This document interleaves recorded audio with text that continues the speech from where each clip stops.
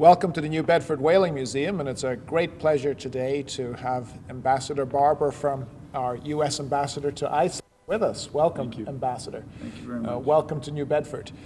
We've had a very engaging and lively conversation over lunch with the mayor and dignitaries as we examine issues that focus on ecotourism, that look at industry, and interestingly, and we hope here, look to bring some of the students from New Bedford to Iceland and also from Iceland here, which will be really exciting.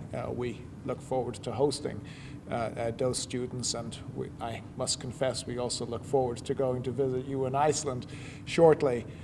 So perhaps for the purpose of this program, I'll keep my comments brief, other than to say that the museum is always looking for ways to make its story relevant, to connect with the story of whale ecology, which means so much to people today, and to look at and to use education as a tool by which of furthering this pursuit. And it's with that that we also try to leverage the global reach of whales across time, that when the ambassador and staff reached out to come to the museum, that we were very excited, because we know that in the 16th, 17th, 18th century, many from Europe and later in the 18th and 19th from New Bedford and Yankee whalers went north. So our connections with Iceland and those icy points north we're quite familiar with, and we're excited to pursue this opportunity.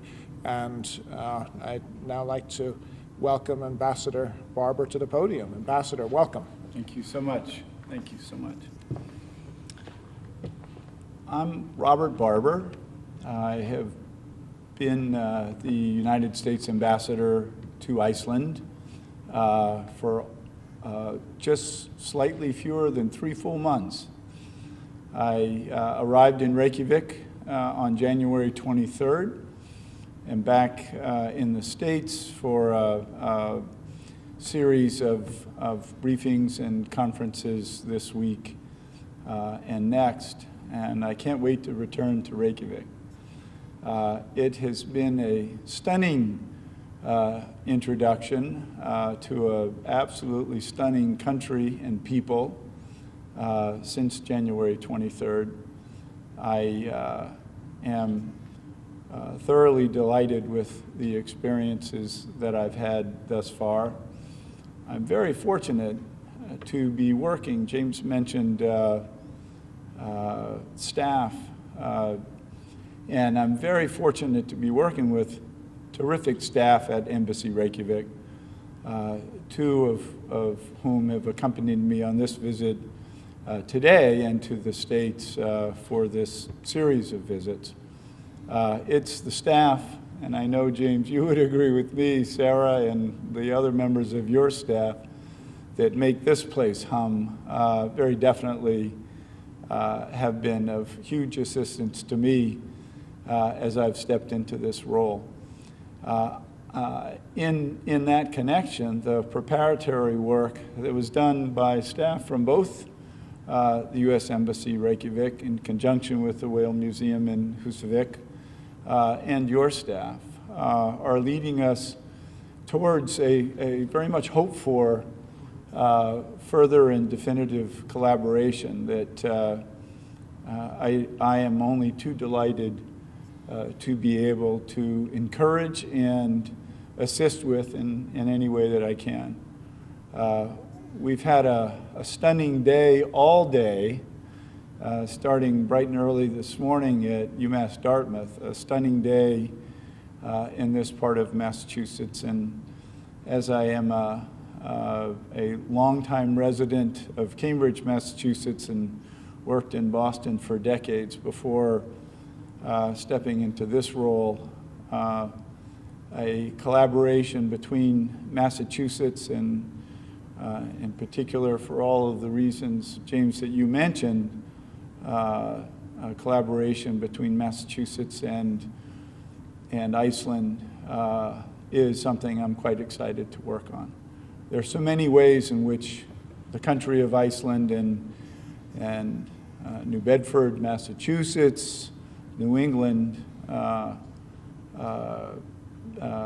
share similar histories and indeed even certain cultural aspects. And there's quite a lot that's going on in Iceland. It's a small country with outsized issues and capabilities, I believe, and wonderful people with whom to collaborate there, and I trust here in this institution as well. So thank you very much for hosting us today. It's been an eye-opening experience for sure. I'll say that soon after I was nominated, and that was a while back, I received an invitation from James to come visit this museum, and it took me a while to get here, but it's been just thoroughly delightful today to have toured and seeing the marvelous work that you and your staff and your board have pulled together and continue to expand upon. So thank you very much. If there's some questions from press to the ambassador. Sir. What's one tangible example of something that you could learn here or take back from here, your meeting in Bedford, to Iceland and kind of look to implement there? Well, I think we're physically situated in one such place, and that is this tremendous museum as a cultural institution, as an attraction for visitors to this part of Massachusetts. This is a destination location, I believe, this museum, and indeed the opportunity to collaborate, that is the museum in Húsavík, Iceland, with this museum would be terrific, a terrific opportunity, and a great way not only to share the rich histories of each location, this part of Massachusetts and Iceland in a tradition of whaling, but also to learn a good deal more about the current programs in development here. I think that would be very, very useful and exciting for Iceland and for museums in Iceland. Sir. How might your visit to UMass Dartmouth today, how might that benefit the United States relationship with this? Well, I'll say first that the role of an ambassador, as I'm learning more and more, is really about fostering existing and expanding upon and finding new ways that there can be collaboration between our countries. And we're here, this is cultural, educational, scientific, right? This place, those potential connections. We're here in New Bedford with the founder, Thor Sigfusson, of an organization called the Iceland Ocean Cluster. And I will submit to you that you'd be very, very well informed about answers to that question if you're able to stay and listen to his presentation in just a bit. The efforts, I was explaining a little bit earlier, but the efforts that the Icelanders have put into utilization of the whole of the fish, getting more from less in terms of the fisheries catch, has got great application and potential benefit, I feel, to to the fisheries industry in our country. And certainly in the context of limitations on catch of cod and other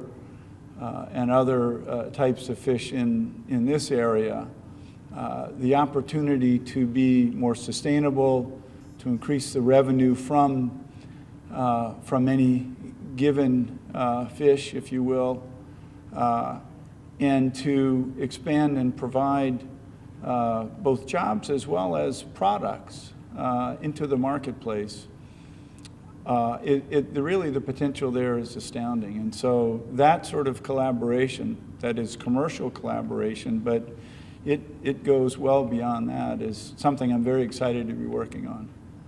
I've spent a fair amount of time on such issues in the 2 months that I've been in Iceland, and I'm very excited about continuing to work on just such things. Sure. What's one thing about living in Iceland that you didn't expect or that people here might not know? Well, one thing about our State Department, it provides a very, very well-considered training experience for residents in a new place. So I haven't been surprised by very much, but on the order of things that folks here might not know, one of them is that Reykjavik, on average, in January, is more temperate than Boston or New England. Now, I think we've got to set aside this winter and conceivably last winter, right? Each of which was rather dramatic for different reasons, I think. But the notion of an Arctic vortex, right, which is a term that really, as I recall it, came into much use last winter, is a phenomenon that a result of which, as it gets quite frigid here, it's even more temperate in the northern latitudes. But so I'm talking, when I say on average, I mean even before these last couple of years. There's quite a bit of wind in Reykjavik, and that's something that I did know about, but there's no there's no preparation for that that beats experiencing it. Were you watching, even with the wind, were you over there looking about weather here, your home in Cambridge and that kind of thing online, and thinking you were happy that you were in Iceland and not having the winter that we were having? Well, I can't say that. I can say that folks have said to me, you went to Iceland and Iceland came here. Because I left on the 23rd, and I think that first foot of snowfall came on the 24th or the 25th. So I just missed it. But we have our home in Cambridge. My wife is pretty much here, as are 3 grown children in Cambridge and in New York. And so I've heard quite a lot firsthand about the ice dams and the leaks and the buckets and the melting, accelerated assisting of melting of that ice in the gutters so that the problems don't recur. I've not had to deal with that in Iceland, and I regret, in some part, not being here to deal with it, but very glad that it's been handled capably in the home front. Sure. How would you characterize the United States relationship with Iceland? It is very strong. It is historically strong. The U.S. was the first country to recognize Iceland's independence. Its declaration in 1944 had come to the aid of Iceland in 1940 and 41 with the coming of the Second World War. Iceland is a founding member of NATO and continues to be with the United States a strong contributor to NATO.